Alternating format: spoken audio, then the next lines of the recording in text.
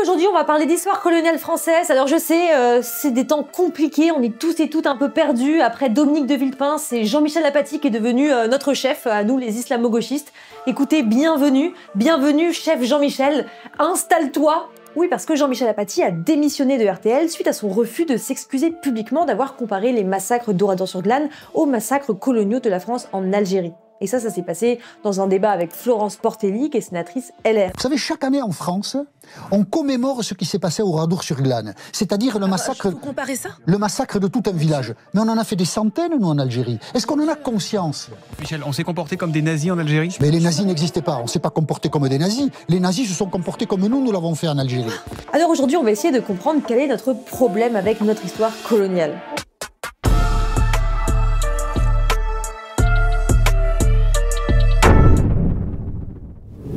Et en vrai, je comprends que comparer des mémoires et des souffrances, ça peut être douloureux, indélicat, mais ces derniers temps, on voit que c'est pas pour protéger les mémoires que certains refusent de parler de nazisme. Est-ce qu'on sait s'il s'agissait réellement d'un salut nazi ? Eh bien, il y a 7 explications. La première, vous voyez ici, avec une petite vidéo qui laisserait entendre, avec des images de films à l'appui, qu'il s'agirait non pas d'un salut nazi, mais d'un salut romain. Ça pose la question de qu'est-ce qui nous gêne dans cette comparaison. Alors je vous propose qu'on fasse un petit brainstorming pour essayer de comprendre ensemble. En vrai, tout le monde dit un peu n'importe quoi tout le temps sur l'histoire, hein, surtout les hommes et les femmes politiques, y compris à gauche. Le débat public, c'est pas une université, donc quand on fait appel à l'histoire, c'est pour dire des trucs sur maintenant. En l'occurrence, les championnes de ça, c'est vraiment la droite et l'extrême droite qui sont particulièrement fans de réécriture de l'histoire à leur sauce. Nicolas Sarkozy, aujourd'hui, crée beaucoup de réactions suite à une phrase.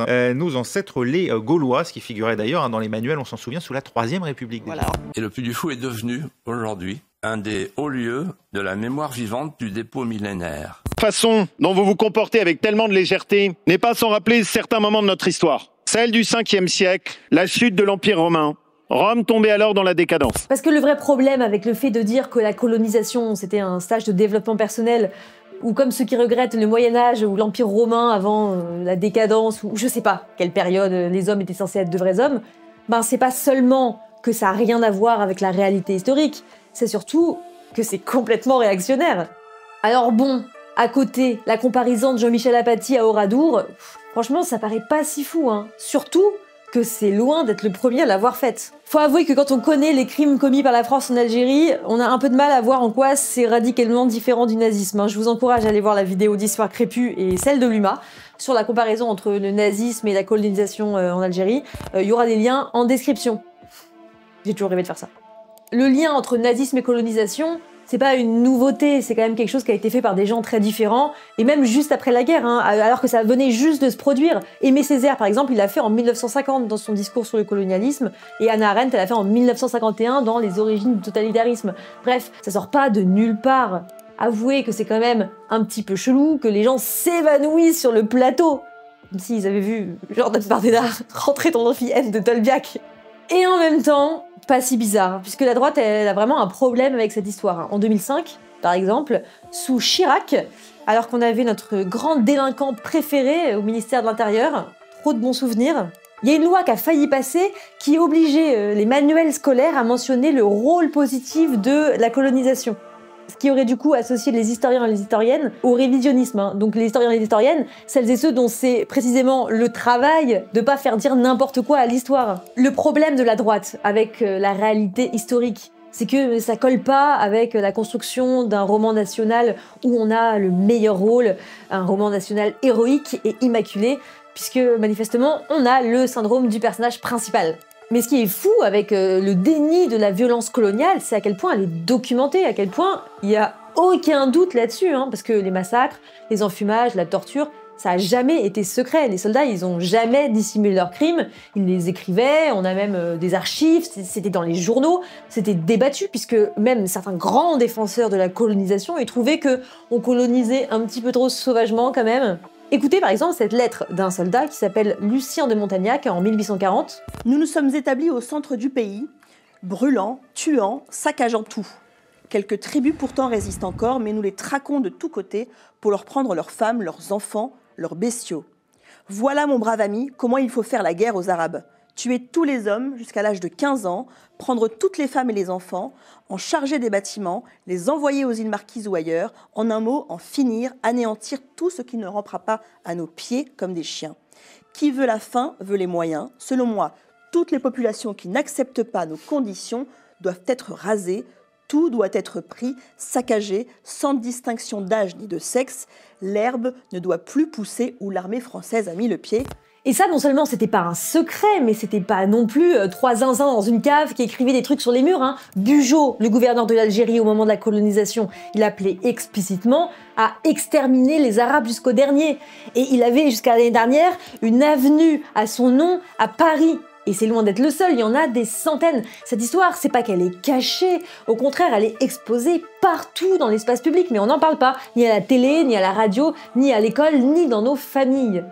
Et quand quelqu'un le fait, c'est cette personne qui est punie, qui est exclue. Vous savez à quoi ça me fait penser ? Cette dernière année, on a tous et toutes été choqués, enfin j'espère, par les affaires de violences sexuelles d'une ampleur ahurissante avec des centaines de victimes. Il y a eu les viols commis par l'abbé Pierre, les viols de Mazan bien sûr, l'affaire P. Diddy, j'en passe, et plus récemment l'affaire Betaram. Et à chaque fois, on tombe des nues, on se dit « Quoi, mais quel monstre! Mais comment ça se fait qu'on savait pas avant ?» Pourtant, aujourd'hui, c'est pas ce qui manque, les exemples d'agresseurs parfaitement intégrés dans les institutions qui sont censées nous protéger. La famille, l'église, l'école, l'État. C'est comme si on était bloqué dans une boucle où on est constamment au choc-barre de découvrir que les agresseurs sont protégés par tout le monde. Le déni des violences sexuelles, il est aussi fort parce que ces violences, c'est pas des anomalies, elles sont au cœur du fonctionnement de notre société. Après toutes ces affaires, on n'arrive toujours pas à comprendre que les monstres, ça n'existe pas. Et ça, c'est parce que des gens retirent des bénéfices de cette violence. C'est pareil avec le déni colonial. On fait des nazis des monstres et du coup, on est comme des poules devant un couteau quand des suprémacistes blancs font des saluts nazis.